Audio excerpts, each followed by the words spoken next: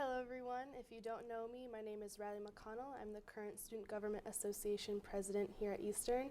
And today with me I have President Elsa Nunez here to answer some questions and student concerns regarding the course cancellations we've been dealing with this semester.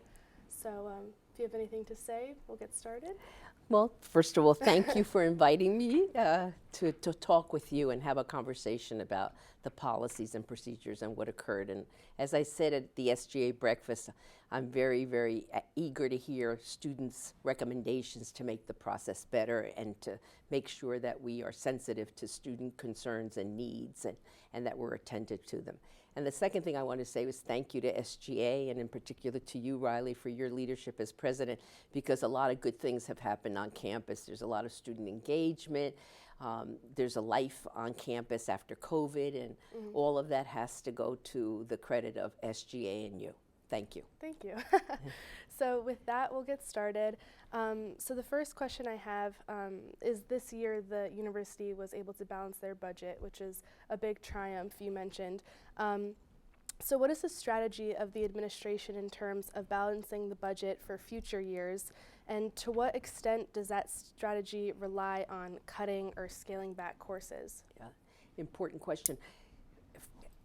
All the students watching this video, this presentation, understand that they have to balance their checkbooks. They have to balance, how much money they take in and how much money they spend. Even at the individual level, it's really important to keep track of, revenue and expenses. It's very simple. And as president, that is a requirement for a president. And the Board of Regents here in Connecticut requires that every year the president have a balanced budget. That means that I didn't spend more than I took in. So I've been president 17 years. I've been blessed to have led Eastern for 17 years, and I've balanced the budget every single year. I take, Riley, great pride in that, because it's not easy to do. It's easy to say yes to everybody and be a popular president and spend. But I have had to say no to a lot of good people with a lot of good ideas, because if I kept saying yes to everybody on everything, we would never have been able to have a balanced budget every year. So in your introductory comments, you mentioned that I wrote an email the beginning of the semester informing the community that once again we had a balanced budget. And I can tell this time of the year, which is past January, the midpoint, whether I took in enough money, and I'm already halfway through the year. I know what I've spent, and I can project what I'm going to spend left over. So for the 17th year in a row, we have a balanced budget, and that's great. What happened to institutions of higher education in Connecticut, I'll speak about in particular, was that the federal government was really good to us during COVID. So the federal government gave the state of Connecticut money and said, here's money, you use it to help out the colleges and universities. And so our president of the system, because we're 17 units, we're 12 community colleges, 4 state universities, and Charter Oak, which is an online institution. So the 17 units of the university all have to balance their budgets. So they took that, what I call COVID money, and distributed it. Well, that was wonderful, because during COVID, my enrollment dropped. So many of the students who would have come didn't come. They were scared, or their parents were apprehensive, or they just felt that they didn't want to continue their education under the circumstances. That is, you couldn't talk to people unless they were your roommate. There were no parties, there were no gatherings, there were no club meetings. It was just bare skeleton. And so they felt, I don't want to go to college for that, so they didn't come. So my enrollment dropped. The main source of my revenue is your tuition and board, your dormitory money. And so when that went down, it was supplemented by the federal money. So that was wonderful. So this year coming will be the first time that the enrollment has dropped because of COVID, and I'll have no federal money. Gotcha, yeah. Right, so that created the problem. So you say, so President Nunez, how much in the hole will you be because the COVID money went away? And it's $14.7 million for next year, and the year after it's 17. Yeah. That's a lot of money. So now in front of me is this hole, 14 million, which I've never dealt with as president because I've always balanced the budget. And I'm saying, oh my God, help me. How am I gonna balance the budget next year? So there are sources of revenue. For example, during the 17 years, I was conscious that a rainy day might come. So I put money away like you would do in your, take from a little bit from your checking, or if you got a Christmas check from an aunt or an uncle or your parents or your birthday, you would put that into a savings account and not touch it. I did that. In the university system, that's called reserves. Mm-hmm. So I built up the reserves for the university over the 17-year period when I was balancing the budget, being prudent, and the reserves have over $30 million in it. Now, what I can't do is write a check for $14 million for next year and take half of my reserves. The Board of Regents wouldn't allow me to do that because that's not prudent, because this problem could exist for a longer period of time. Mm-hmm. So they're letting me use $5 million of my reserves towards that 14. That brings me down to 9. Okay. So the next place I look at is, so how do I make money? Well, the obvious place is get more students. So we now are, and I mentioned this to you, we're going out of state big time, and we're going to Ohio, Illinois, Michigan, New York, and New Jersey big time. We have a special initiative right now in Long Island and New York trying to start this out-of-state initiative. And the Board of Regents was really good. They said, look, President Nunez, you can charge them a little bit more than an in-state student. You can't give them the in-state rate, but you don't have to charge them this big old state, out-of-state rate, which is almost like, I want to say 50, 60% more than in-state. So that helped me out a lot. So we're out recruiting to get more students. If I can bring in that number, and the ideal number, the students should know this, is 1,000 new freshmen. If I can get 1,000 new freshmen coming to Eastern, we're solid for next year. Not in terms of the budget, but in terms of enrollment. So that's the first thing. The reserves is the first thing, enrollment is the second thing. So everybody's out recruiting. I got an email today which said, look, we are now at 30, I want to say it's 32 or 3,300 acceptances. That means that people have applied to Eastern, and I've accepted 3,300. The question is, and the students listening have to say, well, of those 3,300, how many are really going to come? Because 3,300 never really come. They apply to multiple places. So we don't know the answer to that. We will know more like around May or June, how many are coming. Let's hope that a third of them come. If a third of them come, we're good. But what's good about that number is it's a big number. So we know that we're going to get a pretty good subset of those students coming. The third place that I look for revenue is, how do I make money? So you say, well, it's hard to make money at a university because we're not a business. So we're looking to take the summer and have, and I mentioned this to the students last time we had, not last time for the breakfast, but the one before that, we're trying to do camps. And these camps would be, for example, math camp, dance camp, theater camp for high school and middle school kids whose parents can afford to pay. So they would send them for a month to Eastern. They would live on campus, go to classes, have lunch. And that's very attractive, and that happens all across the country. We've never done it.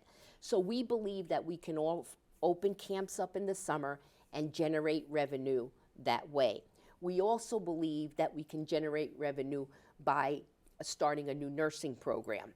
And that program should start next year. We would accept new students. We've never had a nursing program. And we know that over 4 years, we would have 80 new students, 20 each year, a cohort of 20 nurses. So that means that at the end of 2 years, I would be generating about, I want to say, $2 million from the nursing program. And that's net new because those 80 students wouldn't come to Eastern because we don't have, it's not like they're sociology majors and they're going to switch to nursing. They really want to be nurses. So that would be another source of revenue, new programs, online programs. We're starting a data science online program. So all of that is new revenue. So at the end of the day, if you add up the new revenue, we believe that the new revenue could be anywhere between $2 and $3 million. So if you take the 5 million, let's say from reserves, you take another 2 million that I'll make because 1,000 people will come to Eastern. Now you got 7. You add another 2 million from summer school. Now we're up to 9. You see how I'm getting the 14 down? Yeah. If all this works. Yeah. None of this might work. I mean, this is all theory. But the most important thing is that the one thing I don't want to do is cut my way out of this. So the things that I'm mentioning to the students and to you is how can I be creative, make money, be resourceful, and then at the end of the day, minimize the cuts. So how do I do the cuts? Because I'm going to have to do them. There's no way that I could do this without cutting. Yeah. The first way is by not filling vacant positions. So a lot of people retire. Some people go on and get other jobs. Other people decide, that they don't want to work anymore. They're not retired, but that they want to, have their own business or something. And so they leave Eastern.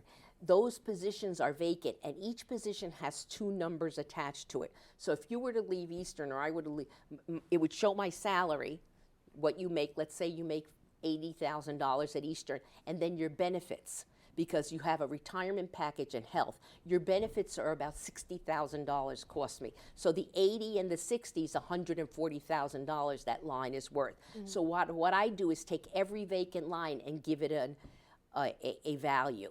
And then I add those up. So let's say in vacancies, I can recoup $1 million without laying off anybody, without hurting it. There's another $1 million there in vacancies, and then I start to look at, okay, do we need to order all of these supplies? Do we need to order all of these things at Easter? Can you delay ordering them? Instead of ordering them 4 times a year, can you order them 3 times a year? And there's really good discussions with people at the university. The department chairs are wonderful. Secretaries are fantastic. People working in offices, and they give me numbers of, we're going to reduce this, and those reductions are added to the budget. The last place I will go is class cancellations. Yeah. Because I have canceled classes for 17 years. This year it's an issue, but I've done it for 17 years because I can't pay somebody, a faculty member, $80,000 a year to teach 2 people in a class. It's not feasible. You wouldn't do it if you were president. The students listening couldn't do it. It's just not, it's not economically feasible. If I were Harvard, I might be able to do it because they have deep pockets. I don't have those deep pockets. So the decision on canceling classes has to do with the number of students in the courses, except that when the course is a requirement for graduation, we often let the course run. And there's a lot of courses running this semester with fewer than 10 students, and we didn't cut it because it's a requirement for graduation. And so the class cutting thing is the ultimate end decision. And it's one that I don't want to do, and I will not do it unless I absolutely have to do. We will do all these other things first. Yeah, and so you mentioned that you're not going to cancel courses to, fix or balance the budget in later years, but was it effective this year in helping balance the budget? Did it save money to cancel these courses? It's a great question. And so this year, we never know how many courses are going to be canceled. Yeah. It has to do with the students voting with their feet. If the students go to the course, right, it tells you something. Some courses are oversubscribed. The students want those courses. Sometimes it's for their major, but sometimes they're electives. They just are excited about the topic and the course. And then other courses, even with majors, for the majors, have 2 or 3 people in it. So what does that tell you? If you have a major and people are in their senior year and there's only 2 or 3 people in the courses, it means that the major's not attracting students. Well, otherwise, you would have more students in the major. So what we're asking the faculty to do is to look at those majors and minors. We're not canceling any major, we're not canceling any minor, we're not eliminating a thing, but we are asking, Riley, you're teaching philosophy. You don't have the enrollments. Do you think you should look at the curriculum and see if there's anything that you can do with the curriculum to make it more attractive to students. And maybe you'd say, no, President Nunez, there's nothing or maybe you'd say, you know what, they're doing some interesting thing in the philosophy of different aspects of philosophy, and maybe we could do that. We could change or add. So from our perspective, we don't want to cancel, and we will not cancel any major or any minor. So this year, we just said, okay, let's look at these numbers. When we looked at these numbers and we started cancellations, you know how much money? Okay, so we canceled enough courses to recoup $1 million. $1 million, I'm telling you, on camera, $1 million. Of that money, we had to then use some of it to pay faculty to do independent study. So we recouped, after we paid the faculty for independent study, $850,000. Now, that $850,000 I put away in the bank, and it's going towards the $14 million debt. So that's almost $1 million that if I hadn't done that this spring, we wouldn't have that. So it is a very good thing that we have a policy and a procedure to say, is there any way that we can recoup any resources by low enrolled classes? And it's not arbitrary. It has to do with the policies. And my next question was about the rumors of cutting majors and minors, but you seemed to have squashed that in your last comment. But I want to tell the students that are listening that Riley came to my office and I gave it to her in writing.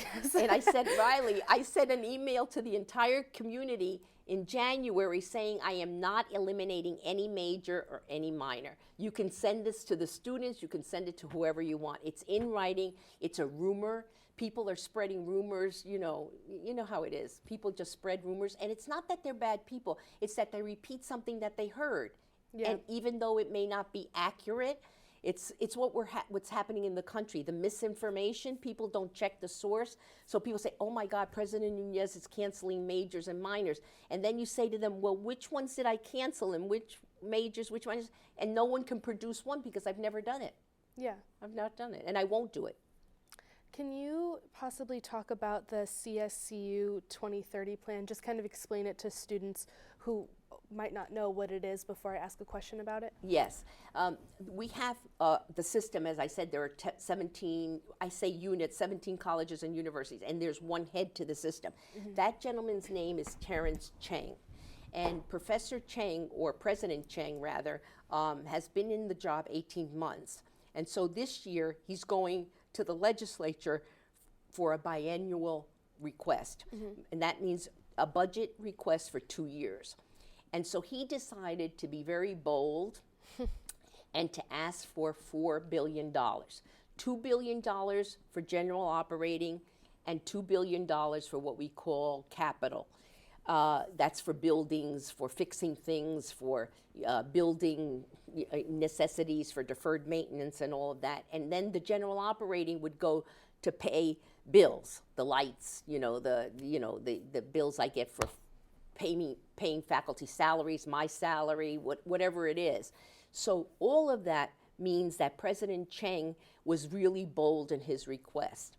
And he thought it is time to be bold because we have a great need. The federal government, as I said in the first question, in the response to your first question, has taken away all this money, and now President Chang is trying to replace that money. Yeah. And that's what's called 2030. Yeah, so you believe that if that proposal is, accepted, that it would remedy some of our financial issues? Well, I will say this, you can't drink because you're underage, but I'm buying a bottle of champagne. And I'll have to share it with other people, and you'll have to have cider with me. But oh my God, if he ever got that money, it would be a game changer. Yeah. You'd have very few class cancellations. I wouldn't have to be struggling the way I'm struggling right now, losing sleep, trying to figure out how do I balance it. It would be a wonderful thing for the university, because he would take that $2 billion and spread it among the 17 units, and we would get a fair share, and we would be in great shape. Yeah, and I know that we had 2 students, I believe, go to speak on a panel in support of the 2030 plan. They were fabulous students. Fabulous. Yes, they were. So Do you think that it would be beneficial for more Eastern students to organize a petition for it, or how would we go about, making our voices heard and supporting that? Yeah, President Cheng is coming on campus Monday, March 6th. And all the students listening, please come to the student session. Riley will tell you what time it is because we haven't figured that out, but it's on March 6th. Probably in the morning when Riley thinks we'll get the most students, and we would love for all of you to come and to ask him that question.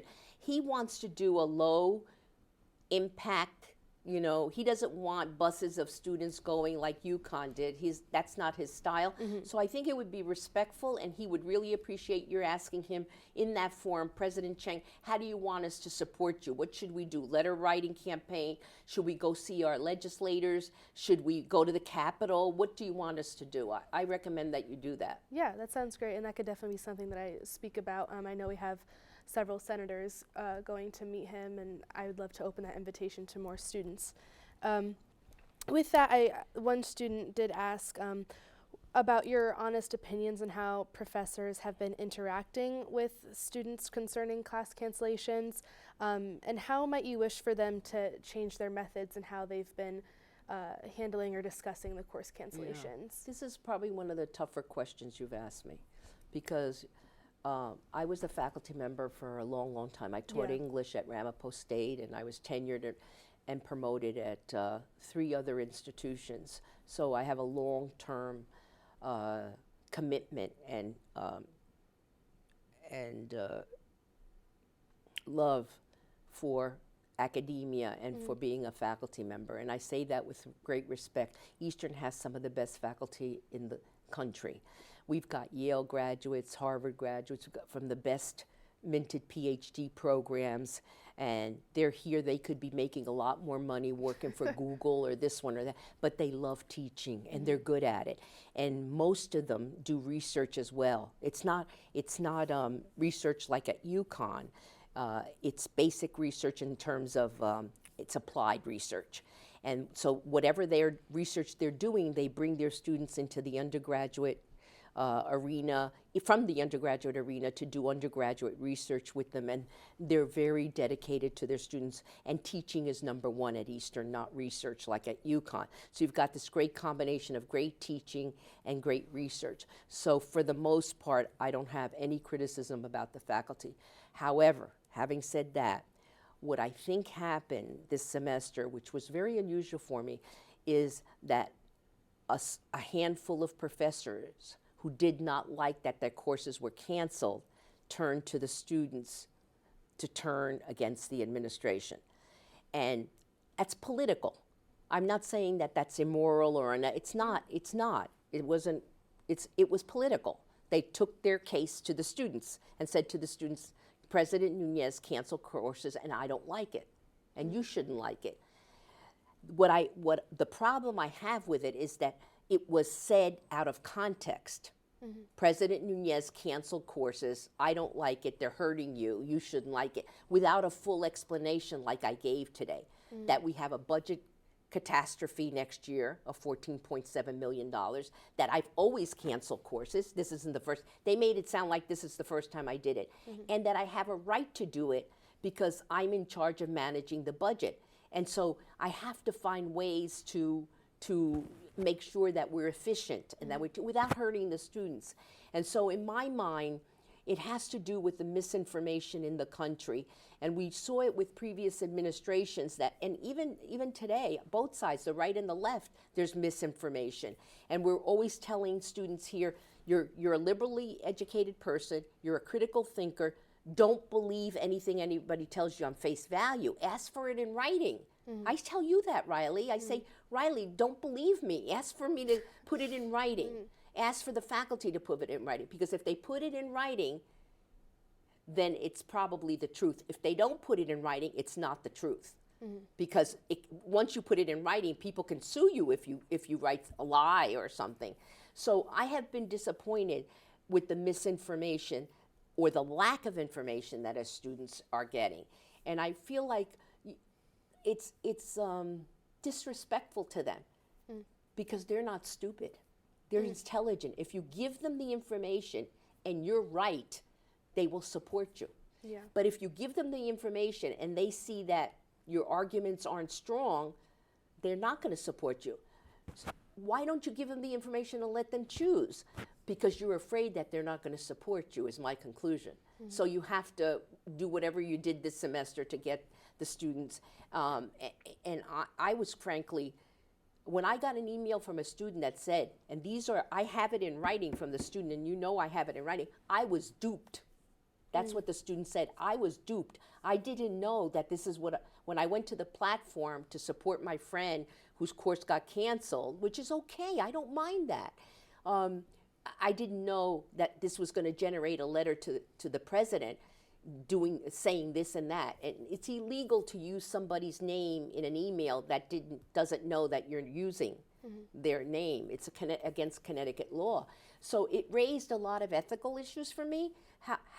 Who gets to tell students, go write emails, we're going to send emails on your behalf, and you never see the email? I mean, I don't think that that's fair to the students. My students are intelligent, and if I have a dumb idea, they're going to tell me it's a dumb idea, and they're not going to support it. But if they think I'm right, it doesn't matter that I'm the president and the administrator. This isn't political for them. This has to do about their courses and their education. So if they feel that I'm doing something wrong, they'll tell me. None of those students who wrote to me felt that I did anything wrong. What they regretted was that they didn't come to talk to me. And I was disappointed. I said, when you heard all this, why didn't you just all go to Riley and come and see me? Because we would have talked about it and I would have explained why I did what I do. I have no regrets. I made the right management decision for this university because all of you who are listening, and you, Riley, are going to graduate from Eastern. You're going to be proud alums. You will not be a proud alum of a dump that can't balance its budget. Because eventually people are going to know, don't go there. They've got holes in the ceiling and the water's pouring down. Don't go there. It's all adjunct professors, or it's a mediocre place. And that happens when you don't balance your budget, because eventually you get into debt and you don't have means to pay your bills. Yeah. And well, I guess that is the reason why we're having this interview, is because many students have come to me with concerns from various different opinions. And so I think that this is a great way to kind of clear things up, or, communicate with students, because I do think that they have a right to understand the nitty-gritty details of what has been going on. And I know that students and faculty alike were just really frustrated. So I think that this form of transparency is hopefully going to clear some things up and hopefully make people feel better. And with that, my last two questions have to do with the future of this and how we can improve, and hopefully that this issue won't happen again or happen at the magnitude that it has happened. So what should students do if their courses get canceled, but they're not interested in an independent study? What resources do we have at Eastern if they need to change a course? Right. People assume that if we cancel a course, it's automatic. It's not, because independent study is expensive for me. So I don't want to do that. I do it under last recourse. Generally, let me back up a minute and come back to the answer, that full answer, and just remind you that you and the students were very articulate at the breakfast when you said what happens is when a course is canceled, a student generally, not all the time, generally doesn't know what to do. They find out. And another thing is that we start canceling courses at the beginning of the semester. Like, we'll start canceling courses for August, April, because we see the enrollments from the seniors. We know what they're going to do, and we keep it open and open because the freshmen are registering and they're sore until almost August to get the last students registered, and then we do the final cancellation. At the beginning, the cancellations aren't a problem for a student because you've got from now till August to figure it out. The problem is when the cancellations occur later, like around just before the classes are going to start. People get a notice from the registrar, your class was canceled, and they're panicked. So what happened at that breakfast, and I found it very interesting, was that the student said, President Nunez, is there some other way that you can help us? And you gave a wonderful suggestion, which was, right now what happens is the registrar sends an email to the chair of political science, and it says, Dr. Martine, these courses are going to be canceled in political science. One of two things happens. That chair notifies the students, or that chair doesn't. It's not systematic at Eastern. The students who get the chair's message at least get a message. The students who don't get a chair's message just get the registrar's message. Yeah. So we need to put at the bottom of the registrar's message, not just, "Dear Riley, your course has been canceled," but, "Dear Riley, your course was canceled. These are the steps you have to take." Right on that email. Yeah. And we should make it uniform. We have never done that, and that was your suggestion. We're going to do that. Yeah. We're going to do Great. that from now on. And so the students, and so to answer your question, the process would be your course is canceled, go see the chair. If the chair's too busy or you can't get in for some reason, go see the dean. And each school has a dean. If Dean Todd is Arts and Sciences and Dean Pandy is Professional Studies and Education. If the dean isn't there, the associate deans are there. They're the number 2 people. If they're not there, go to your advisor. The advisement center, you can make an appointment on the web. Just click and you can make an appointment. And they're there Monday through Friday, 8 to 5. So there's plenty of time for you to go, and they'll help you figure it out. Yeah. You shouldn't figure it out yourself, because the following can happen. They cancel my course, and they tell me, these are the options you have. You have 5 options, and then I choose. Or they tell me they canceled your course, and that course you needed as a requirement to graduate, so we need to see the chair. So Yeah. then the chair gets involved, and the chair can either find that course, a comparable course for you, and change the requirement, and the chair has the authority to do that. And then finally, if you're a graduating senior, there's no way. The rumor is that all these seniors couldn't have their course. No, we will give you independent study with a faculty member if you're a graduating senior. But I bring up the case. Why is it that Professor Crassus got up in a public meeting and said that a student had 5 courses that were canceled, a senior? They were all senior courses. How is it that you get to your major at the end and there's not enough students for any of those courses? It means that there's not enough people in the major. Why isn't there enough people in the major? Well, that's a different question. So we have to be careful that when students are in a major, that they're advised there's only a few students of you registering in this major. That means by the end, there may not be enough people to put. Now, somebody listening may say, well, President, yes, you should let all 5 courses run with 1 person or 2 people. That's not, I can't do that financially. But what we did do was put them in independent study as much as we could, or create a substitute course for them. Yeah. But everybody graduates on time. There is not one student who can say that they are not graduating because we didn't offer a course. Yeah, and I'm glad you mentioned the automated text suggestion that I gave, because I know SGA is trying to do a multitude of things just to make it more clear for students for when their courses are canceled, so that they don't go into panic mode. So I know that that's what we're doing, and I'm personally aware of a new scheduling process that Provost Silka Yes. is planning on implementing in response to the issue of course cancellations. So can you explain this new process and how it will prevent a similar issue in the future? Yeah, I think right now, as I mentioned, we weren't on camera when I mentioned to you that the midterms are the week after next, I think, within the next 2 weeks. Right after that, you start to register. Yep. So at the point that you start to register, we have to notify students right away, especially the juniors and the seniors, what the status of those courses are. So it's almost like early intervention, because it's March and April. They can do something about it, and I mentioned that earlier in response. So that'll be important. The other thing we have to do is make sure that if we are going to cancel a course early, that the student gets a notification with the instructions at the bottom right away what to do. And so we're going to monitor this. Instead of just doing it and keeping quiet about it, we're going to do it and inform the students more open. There's more transparency in the process by making sure that they're aware of what's going on each time along the way that we do it, because we don't cancel courses once. We cancel them multiple times along the way. A few. We'll cancel 3 this time, 5 next time. We'll pick up maybe 1 or 2 like that. And the students need to know of that progression. So the scheduling process will be very different. And the other thing is, we're going to say to the faculty, okay, you've got full-time faculty teaching courses and you've got part-timers teaching courses.